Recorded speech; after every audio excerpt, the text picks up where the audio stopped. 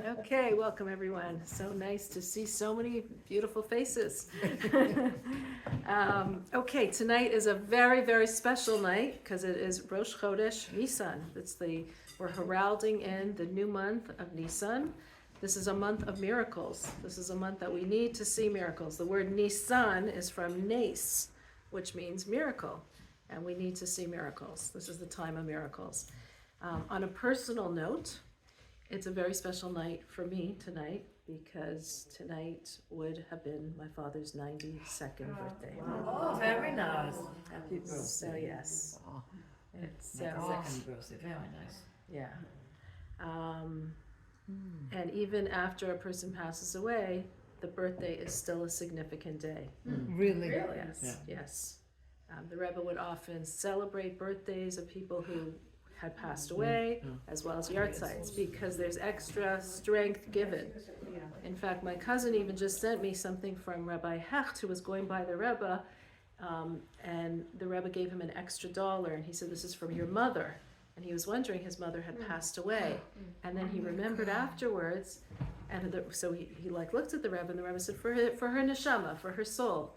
And then he looked at the Rebbe, and he was thinking afterwards, what was that all about? And then he remembered that was his mother's birthday, and that's why the Rebbe gave him that extra $1. And the month of miracles is very much connected to my father, because my father was, of course, my miracle worker, but he was also a miracle worker for many people. And I just want to share with you something that was done because of this month of miracles, that we can see the power of each of every one of us with miracles. My father used to have on Simchat Torah, which is a very joyous holiday, the end of Sukkot, everyone would be dancing with the Torah, everyone would be so excited and dancing, and he would convene this Beit Din, this court of Jewish law, with himself and 2 other people from the congregation, and whoever needed a blessing would discreetly come in front of him, and he would give this Din Torah. He would say to God, give this person, he would bless them with what they needed. And many people who did not have any children had children after that. Wow. And people used to line up out the door because of these blessings that he would give on Simchat Torah to whoever would be there. One person actually wrote on when I did that video interview about my father, so I know I could share it with you because he wrote it publicly. His name is David Olensky, who I remember. He did not have children for many, many years. And he writes how he came after 10 years of marriage. He actually went to the Rebbe in New York and he asked for a blessing. And the Rebbe said something like, he gave him a blessing, and he said, and the shaila, the question in Jewish law, you have to ask the Rav.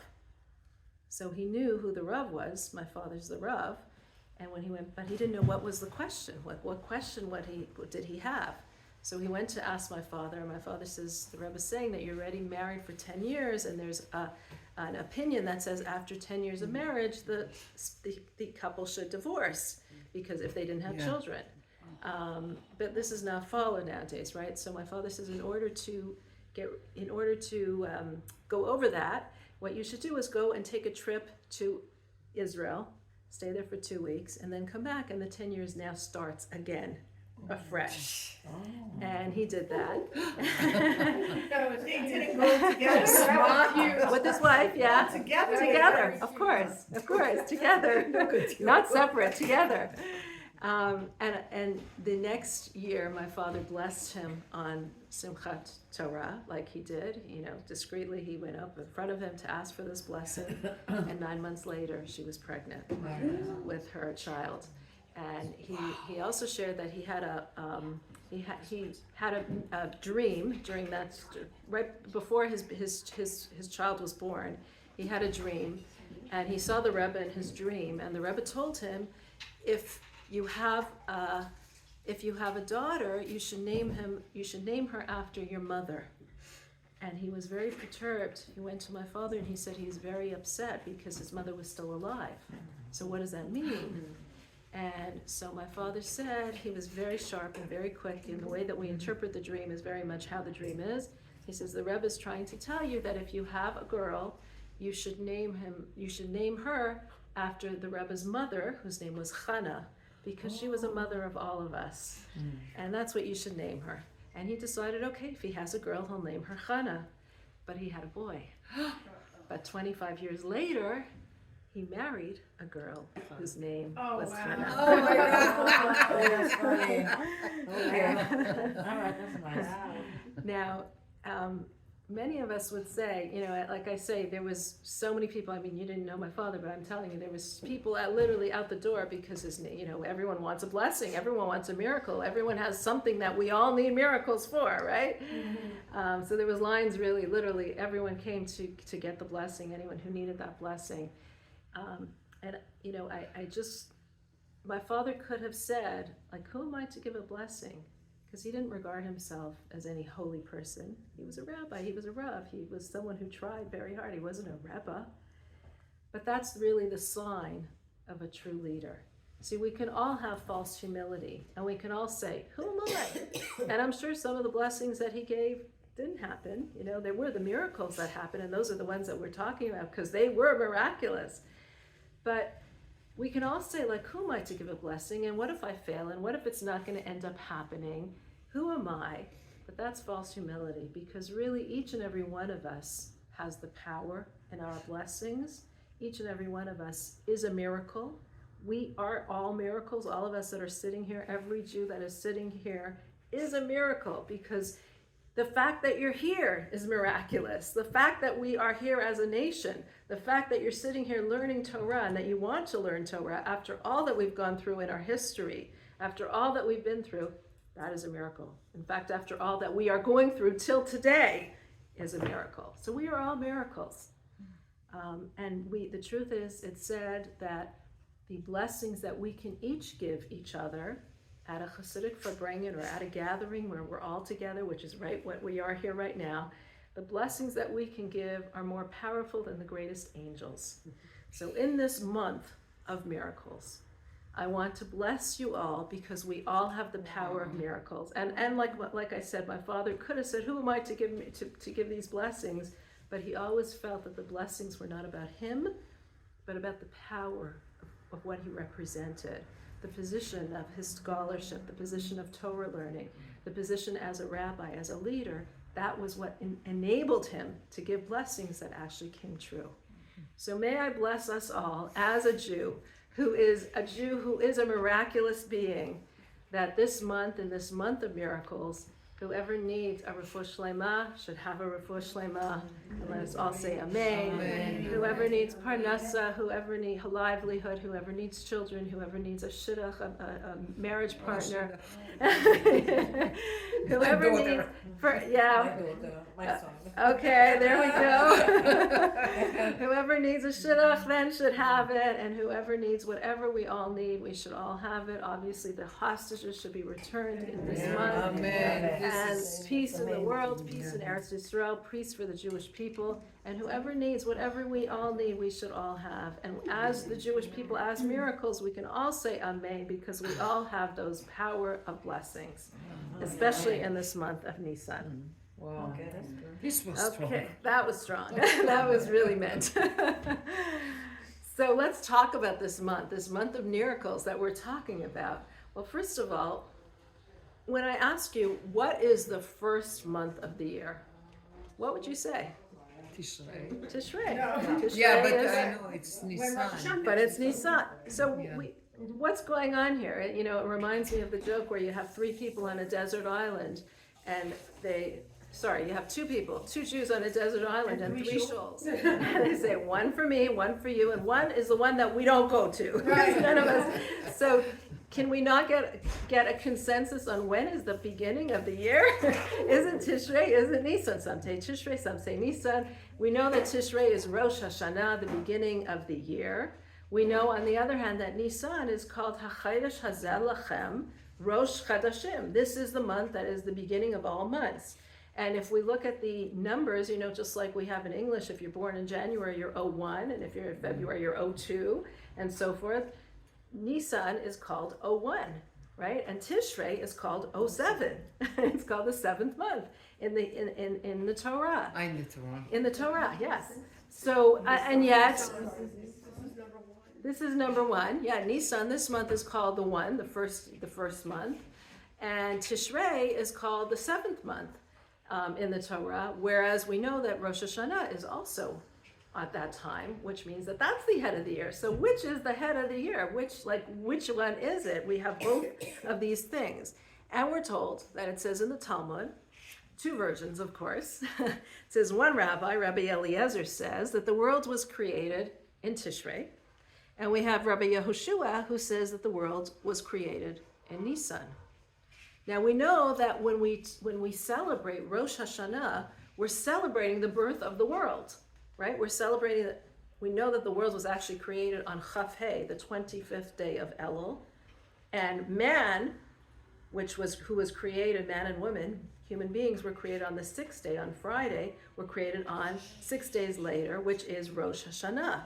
And that's what Rosh Hashanah is. We're celebrating the birth of the world, the birthday of the world, which we consider on the birthday of mankind, because mankind is the intelligent being in this world who knows how to handle this world and who knows how to make this world into a godly world.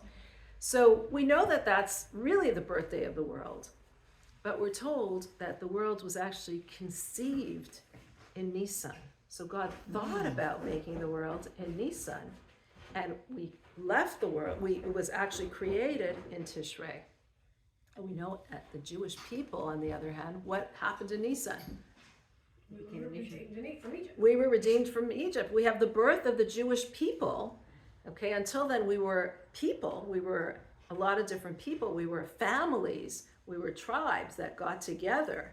But the birth of our nation happened when we left Egypt and later on received the Torah. So the birth of the Jewish people as a nation happened in this month of Nisan. And yet we also see, though, that really 6 months before that, in Tishrei, is when the hard work stopped. Because it says the harsh work stopped 6 months before the actual Exodus.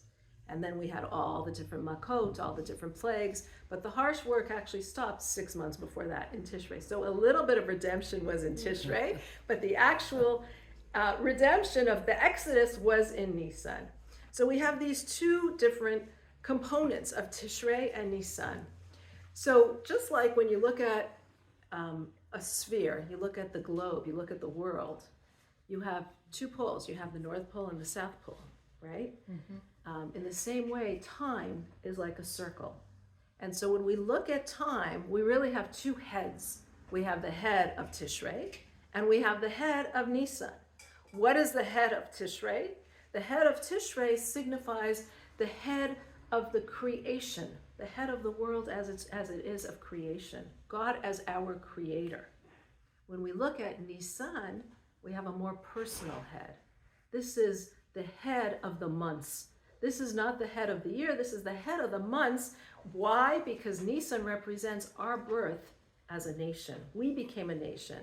And that's why when we talk about at Mount Sinai, 7 weeks after we left Egypt, and we got to Matan Torah, to Mount Sinai, and God gave us the 10 commandments. The first commandment is, God says, I am your God who took you out of Egypt.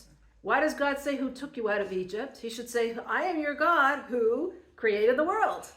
But that we already had. We all had that. We all have. All humanity has God who created the world. But God became the God who took us out of Egypt, who formed us as his children, as the Jewish people, as a nation in Nisan.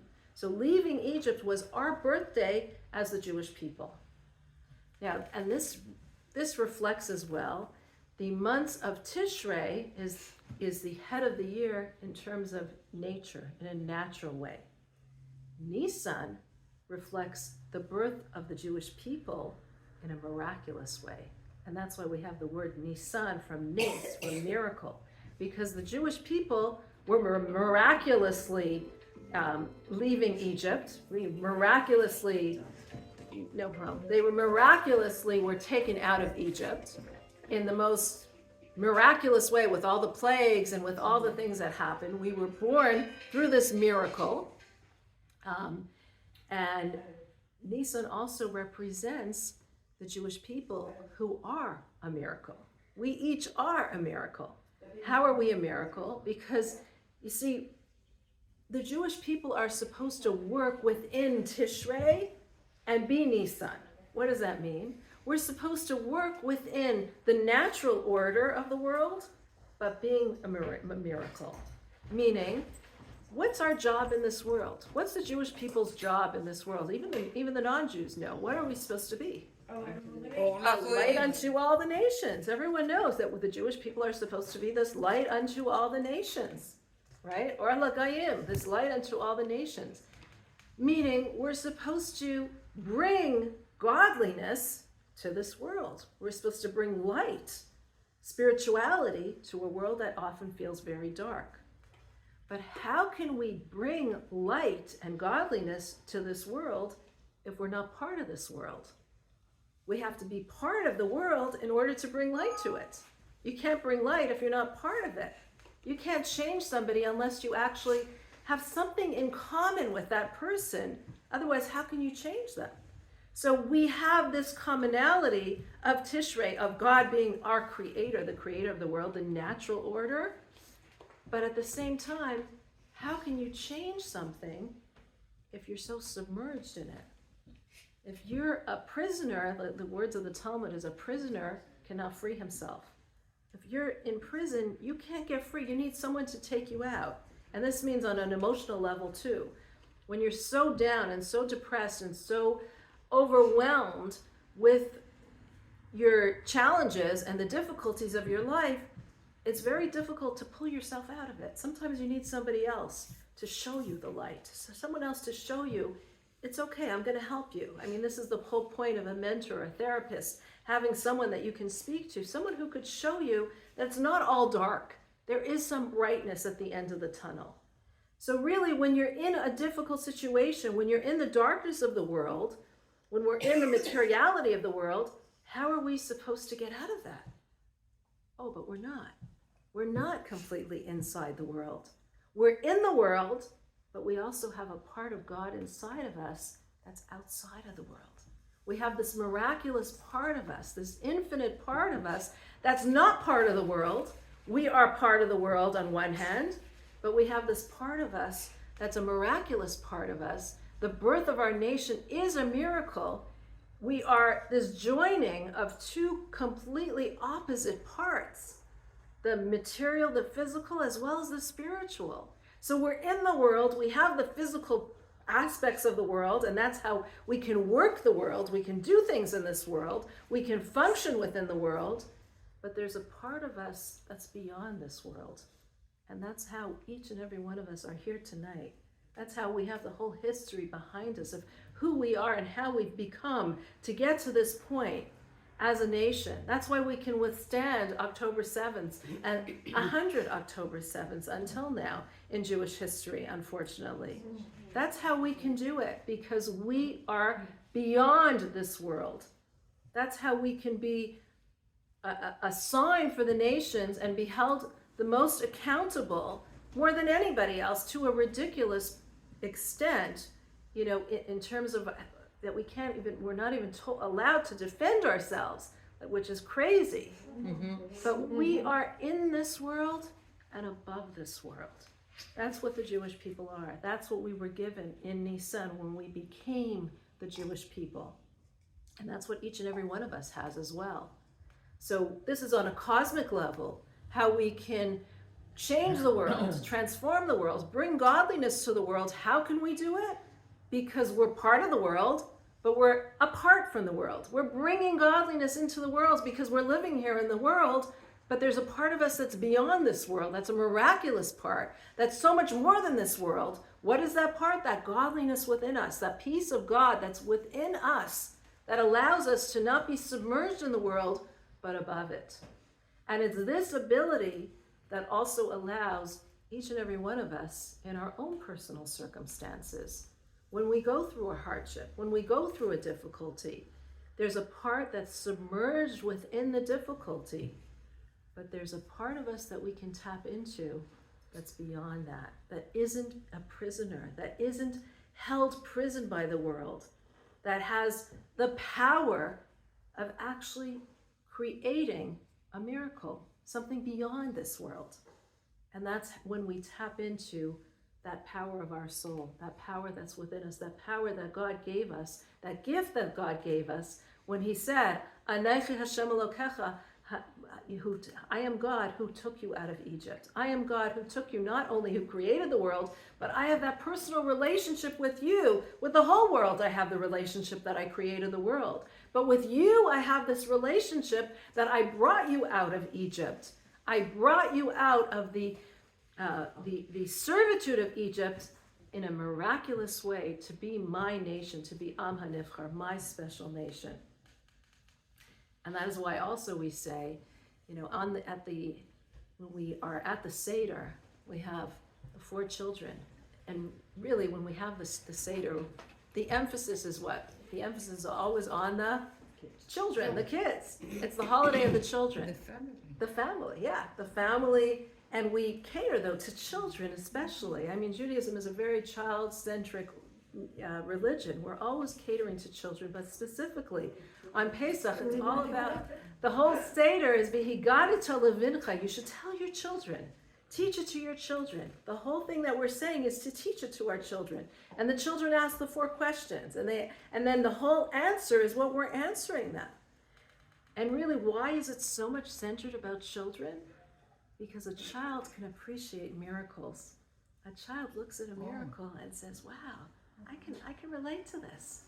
Because to a child, the miracles, the wonders are so much full of reality. It's as we get older that we become so jaded and we say, miracles? It's not a miracle. It happened because of this and statistics are that, But truly the greatest miracle is a miracle that happens within nature. That's really the greatest miracle. A miracle that doesn't overwhelm nature, but happens through nature. And a child sees miracles. So the whole Pesach is focused on the children who remind us about miracles. And it's focused on children who also teach us about a relationship with God. Because we became, on Pesach, God's children. We became Am HaNivchar. We became the chosen people. God chose us as his children. And no matter what, when you have a child, it's a child for life, right? That's whether you like it or not, whether they're good or not good, they're a child for life, and the child could do all kinds of things and you could get angry at them or upset with them. They're your child, you love them. Even Jeffrey Dahmer's mother said, I'm still his mother. I'm still his mother. It's funny because there's no love like a mother to a child. So I said, even Jeffrey Dahmer said, I'm still his mother. Regardless, okay. I mean, you sometimes have situations, but those are so, they have terms. They have terms because it's so unusual. You have all kinds of illnesses, but really, a parent to a child, the relationship is one that is forever. The parent's love for the child is no matter what, and that's what we remember on Pesach, that God loves us like a parent. And that's why we have children. It's so focused on children. And only a child could feel that tremendous bitachon, that tremendous trust in God. What is trust in God? There's a difference between emunah and bitachon. Faith and trust. What's faith? Faith is I believe in God, meaning I believe that whatever God does is for good. Whatever happened, it was for my good. What is trust? Trust is different than faith. What is trust? Bitachon. Trust. Emunah is faith. I believe in God. I believe whatever God does is good. And even when sometimes something bad happens, I say, this is all meant to be. I don't understand it, but this is how it's meant to be. Ultimately, it's somehow for my benefit. I don't understand, but I'm something so small, so I can't really understand God's plan. That's what faith is. But what is trust? What is bitachon? Thanking God for the things that you don't even have yet, because they're already on their way. Exactly. Expecting them, trusting that God is going to provide good things for me. things that I think are going to be good, not what I know God is always doing the good thing. That's what bitachon is. Having the belief that God is going to do something good. So the trust is only between a man and God, but not among two people. No, you don't have to trust people. No, that would be naive, right? Because it's Yeah, no. No, we say as my mother always say, kabdeo v'chashteo. Nachon. Honor them, but at the same time have, you can't have full trust in people. How do you say it in English? Suspect. Honor, Kabdeo v'chasdeo. In Hebrew, I know. honor them, but suspect them. Ah, okay. Honor them, but at the same time, give them honor, give them respect them, but at the same time, respect but suspect. Let's put it that way. That's good. Right? Yeah. But what is bitachon? And you could really understand this best with a child. When I ever see a child who's just like, a baby I know my son-in-law, he sometimes throws up the child into the air. And I'm like, I'm so scared. I don't know how men are always doing this, right? Yes. And all us women are like, what are you doing? Right? It really is true. But what is the look on the child's face? Pure glee. Pure happiness, bliss. The child is so sure, so confident that the father's going to catch him. The child's jumping into the father's hand, so certain that there's no way in the world that the father isn't going to catch him. And children are like that with so many things. You see a child who's so sure that what mommy or daddy is doing is going to be for my good. They're so sure. They come running into the house, so sure that they're going to see you with an open arms greeting them. That is the idea of trust. That's what trust means. Well, that's the innocence. The innocence. Until life teaches you other things. Until life teaches you otherwise. Yeah. But that innocence is also something that we can tap into sometimes. So we can tap into that innocence, and it says that when we trust God, it says, tracht gut, but sein good. Think positively, it will be positive. Nachon. I agree. And what does that mean? That means you say to God, God, I trust you like a parent. You're going to end up doing something good for me. I'm expecting it to be good. I'm thinking it's going to be good. It might be even miraculously good, and I'm expecting that. And that trust alone provides a reciprocal action from God. That he says, oh, you trust me? I'm gonna deliver. It doesn't always happen. Doesn't always happen, but it sometimes happens. Sometimes. Yes. And when it doesn't happen, we rely on faith, and we say But this that's when ultimately. you Happen lose another trust way, also. maybe, or That's when you lose trust. That's when you can lose or trust. that's when you have to show your faith the most. That's when you need to Maybe show your faith. God is testing you. How much faith you have. You're right. That's when you lose faith. But truthfully, like, what would it help to think that this is going to not be good? Like, before a situation happens, would it really help you? You're saying, okay, so you lose trust, you're being realistic, but does it help to be realistic? Like, obviously, you're anyways doing whatever you can. It's not that we're saying, oh, everything is going to be good, and I'm not going to need the operation, so I'm not even going to take it. No, that's not what trust is. Trust is you're doing everything that you have to be doing, according to the way that you're supposed to be doing. But you're saying that I'm going to do whatever I have to do, and I'm trusting that God is going to do his part in you. You're hoping, you're hoping, and you're even more than hoping, you're saying, I'm trusting in you, God, that this is what's going to be. Well, that's positive thinking. Very positive thinking. You have to be And positive. yeah, and the outcome of positive thinking is hopefully that it will happen. But negative thinking doesn't really achieve anything anyways, so what are you losing? We're saying spiritually what you're gaining is that God is going to reciprocate. But even if you're thinking emotionally, what does it help you to think negative? You're just generating negative energy. I agree. Right? I Yeah. agree. So Positive, really positive. Believe me, it's an effort for me. It's a huge effort for me. It's an effort, yeah. But some of us are more cynical than others, you know, and we sometimes we like to prepare ourselves for the worst possible situation. Yeah. But the truth is, what's the point? You know, of preparing yourself for the. Obviously, you're preparing for any kind of situation. Disappointment. If you're expecting A and you're getting B, you know, you're disappointed. So you're not expecting, you're just trusting that God is going to deliver in a positive way. And that trust itself hopefully will generate the outcome that we want.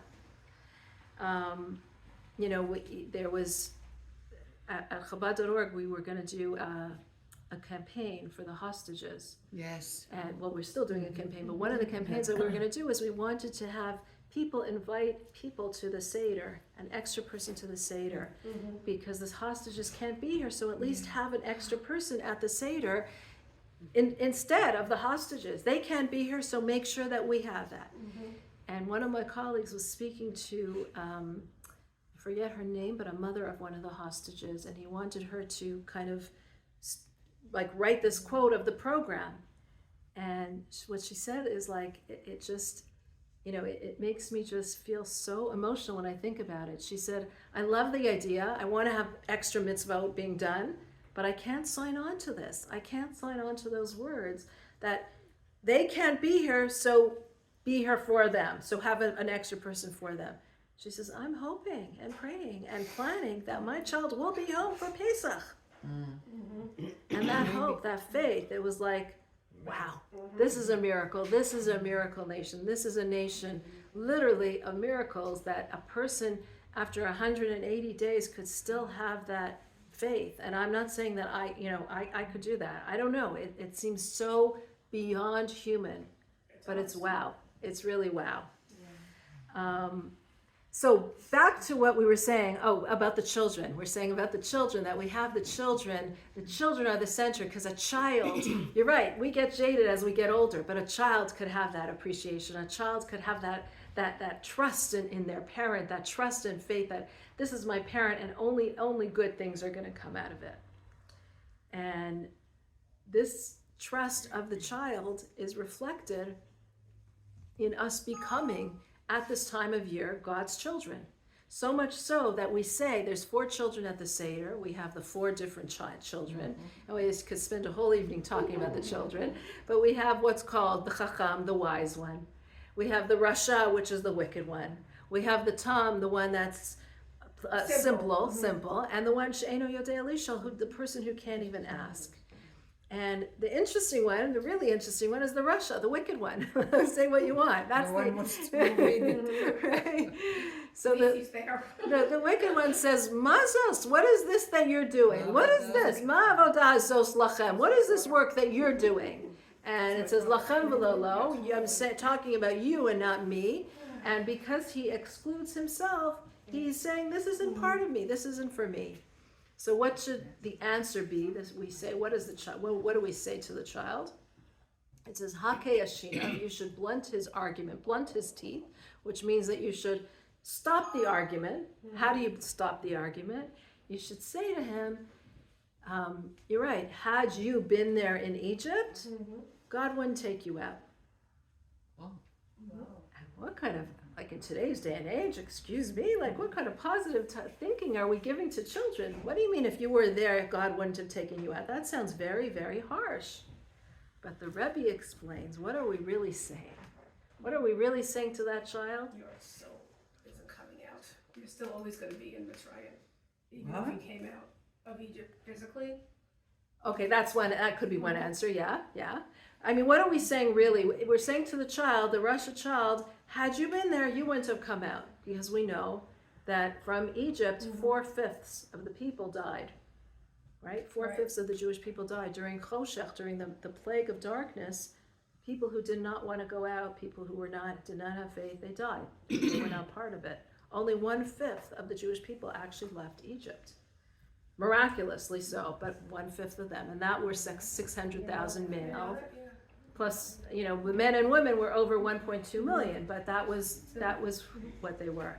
So we're saying to that child, had you been in Egypt, you wouldn't have wanted to come out. You were a Russia. You didn't have faith in God, so you would have died in Egypt. You wouldn't have come out. That's on the simple level. But the Rebbe explains, what are we really saying to this child? We're saying, had you been in Egypt, you wouldn't have come out, because 4/5 of the Jewish people died. But now that you are a child after Matan Torah, after the giving of the Torah, there's a new relationship between us and God. There's no more a choice. We're a Jew no matter what. A Jew is a Jew is a Jew. No matter what you do, no matter how bad you are, no matter what you're doing, it doesn't matter. You're a Jew. A Jew is a Jew is a Jew. Just like a child is a child is a child, no matter what. The parent could feel who knows what, they're still their child. So now, after Matan Torah, we became the Jewish people. We became the Jewish nation. This was the birth of us as the Jewish nation. And after Matan Torah, there's no way that you wouldn't have come out.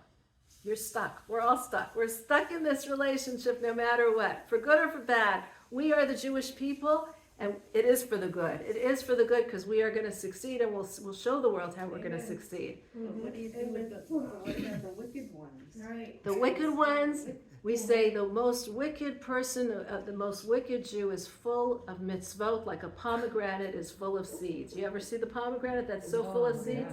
That's how the wicked is full of mitzvot. So even the wicked amongst the Jewish people is not wicked.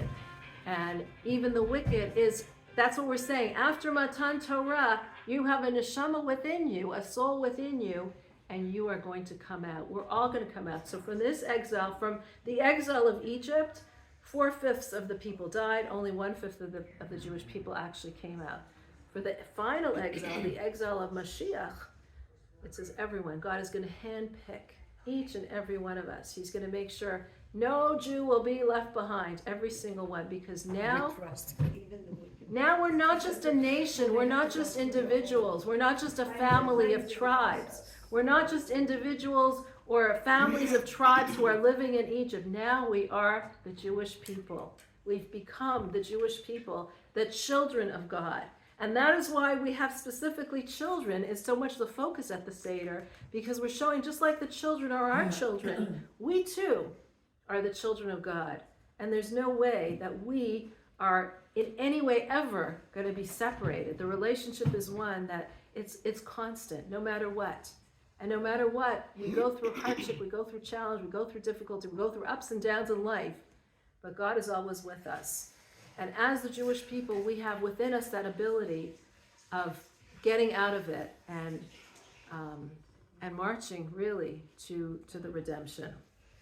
So that is the part of the, I'm going skipping a little all over the place, but that's okay. You know It's what? so interesting, whatever you say, we're like, yeah, whatever you say. Yes. You know? One of the reasons that not everyone left Egypt, some of them, because God wanted a new nation, nation that didn't know the That's slavery. 40 years. No, that's the 40 years. That's the 40 That's the 40 years, right. Yeah. They wanted a Yeah. new generation. Yeah. Yeah, That was after the sin of the spies, Yeah, though. yeah. This is before, way before Right. that. Okay, so not everyone came. right. But this time his clipboard is big and it has a lot of pages attached, so it's okay. She said it. This time we're all there. We're all there. Look, after what we've suffered, we all genuinely, we're all reincarnations of previous generations, and it says that we actually are reincarnations of the women who were in Egypt. And it says the women in Egypt. It says that this month is Wow. were the most powerful. Yeah, the women in Egypt were the ones that were transformed the whole Jewish people. They gave them the strength, they gave them the power, they gave them the faith, they said, come on, we can do it. We're right now, look at it, it's just, right now we're in exile. Right now Paro's whip is hitting us. Right now we're suffering. Right now he's taking away our children. And the women felt it intensely, because a mother feels the wailing of her child more so than anything. And we're feeling that harshness, but at the same time, they had the power from Miriam, whose name means rebelling against this this negativity, and seeing a light at the end of the tunnel, seeing that there's going to be hope, seeing that there's going to be an end to this difficulty, and that we will emerge and we'll be victorious. Trust is the tambourines. Trust is the Yes. time. That's what Right, you all she did. brought them all Had the way out, yes. right, knowing that she they were left. gonna. Exactly, the tambourines that you made. When Yeah. was it? Last week? Yes. Right? And The we love tambourines that you love to It's make. very wonderful. Was the tambourines was the same thing that the Jewish people made in Egypt. You can imagine they were, just imagine the situation. They're like the hardship, the servitude, the work, the harsh work. It says the work that Paro gave them was avodat perach. It was such hard work, but in the sense it was meaningless work. It wasn't just working in a terrible way. He made them he gave them work that was so ill-suited. The men were given the women's work, the women were given the men's work. Hours, it was no hours. Their schedule was no schedule. It was avodat perach. And when they built something, he automatically destroyed it, so that they didn't even feel a sense of purpose in what they were doing. That's what avodat perach is. The harshest work possible. And imagine, you're in such an environment for hundreds of years. But they built the pyramid. No, they did not. No, they did not. They did not. I know. Build the pyramids. They were there already. It's a myth. I actually researched this, and I've read a book about it too. They did not build the pyramids. They were there before. No comment. I have no idea. I can't comment on that. And also there was there was a group that was before the Jews who lived in Egypt, who today, I think they, from what I've read, became the modern day Lebanese. It was different sects, like they all call themselves Canaanites, but today they're known now as the modern day Lebanese. Interesting. I looked The this one up. that Hezbollah? Well, one thing we know, they weren't the Palestinians. No, it wasn't They no, didn't they exist. weren't like a vicious group or anything at that point. But they weren't slaves, but they did live in Egypt, and I learned that from Bracha. So ask her. Didn't build this pyramid? No, we did not build the pyramids. No. So this census avodah kasha sounds This like is other it's stuff, that's but the not other. that. not easy that What do too. we build? People schlepping rocks. Right. Yes. Exactly. That's what they, Yes. Right. Yes. That's what they say, that And they that- built the Because it pyramid. pulls you down, it numbs Pulls you down. Pushes you totally. Exactly. It's gonna break everybody's spirit. Exactly. Can I just add to that just really quick? Sure. Like, just look at the perspective of positive, that actually pressed the fast forward button on their leaving Egypt, because it was Right. prophesied for 400 years, and because they worked so hard and so tediously for no reason, that they got that cut down to 10, right? Right. So think about it, that even the hard work itself, God is like, I'm gonna hit the fast forward button on this. So sometimes you have to look at it, and only we can look in the rearview mirror, because we're talking about it thousands of years later, but he hit the fast forward button. Even on that it. was person cut who's down to always 86 positive. years. Yeah, I mean, you have to look at that. But even that was cut down to only 86 years. That's A as really long as they were harsh, slaves was right. 86 years. Of avodat perach, very, yes, it's Because true. it was so hard that Yeah, exactly. But amidst all that, who were the ones that were keeping the faith? The women. the women. The woman would go to the men in the field and would say, we need to have children, let's have more children, even amidst this hardship, because there is an end to it. Let's not stop the Jewish people from recreating. There is an end to it. And the tambourines that you made were the women who were saying, imagine, again, amidst all that suffering, what were they thinking about? What were they worrying about? How are we going to adequately be prepared to thank God when we leave this exile? How can we thank God in the most beautiful way? And let's prepare not only what we're going to sing, but let's actually prepare instruments to sing with our song of praise, because so sure are we that we are going to get out of this Do you exile. think Miriam knew they were going to cross the sea? Miriam. Did she know they were going to go through the sea? Do you think? That they would go for Miriam, us. they would have to. Miriam, no. Before they got, did she prophesy? Or did she know that she was going to go through? That God was going to split the Red Sea for them, or I don't know that she knew. I mean, that was part of the test. Yeah, that was. No, I know that. I was just wondering, you know. Yeah, she knew that we're gonna need to thank God, and that's why she brought the tambourines to thank God properly.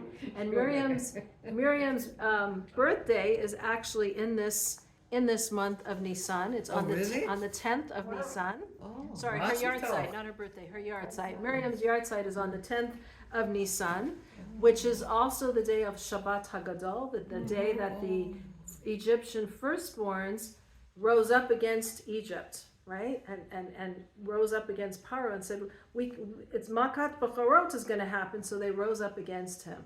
And that's the idea of transforming, that we transform the reality, that the Egyptians, the people who are our oppressors, are rising up against the Paro to say, let them out already, leave them, let them go. And it's on that Shabbat Hagadol, which is the Shabbos right before Pesach, that we read the prophecy.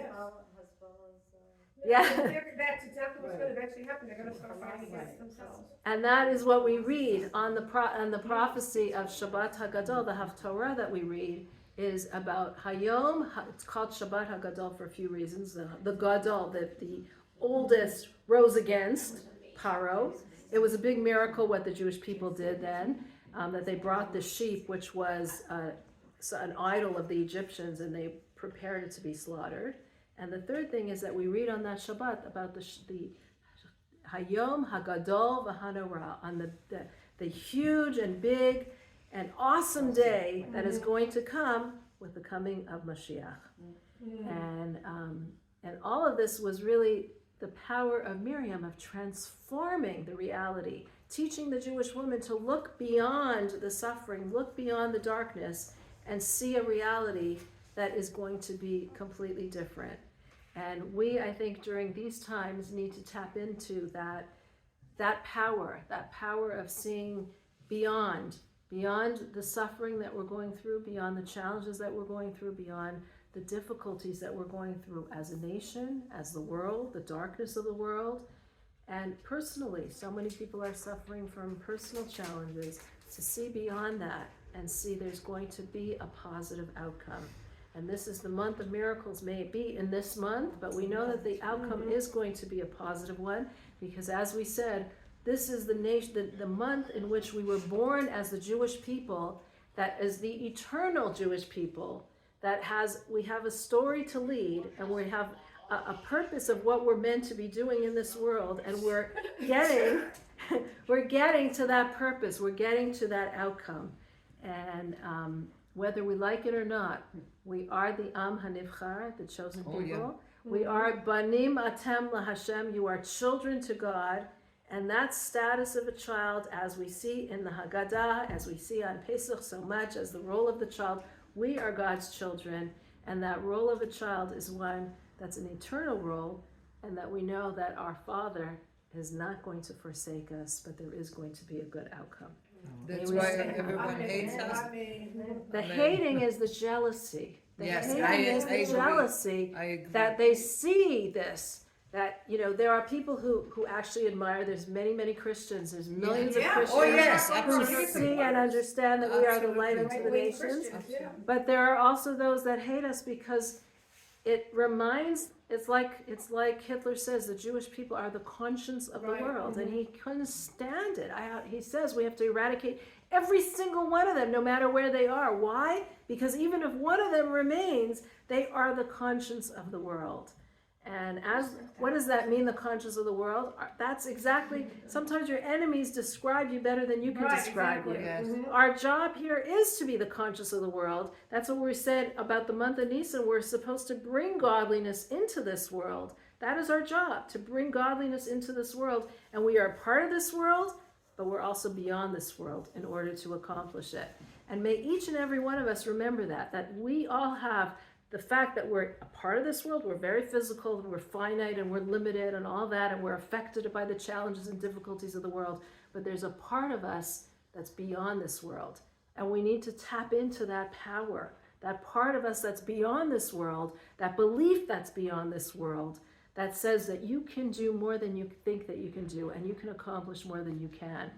And it's that tapping into that infinite power within us that is going to allow us on a personal level as well as on a communal cosmic level to actually usher in personal redemption as well as cosmic redemption for all of us. May we see it in this month. Amen, amen, amen.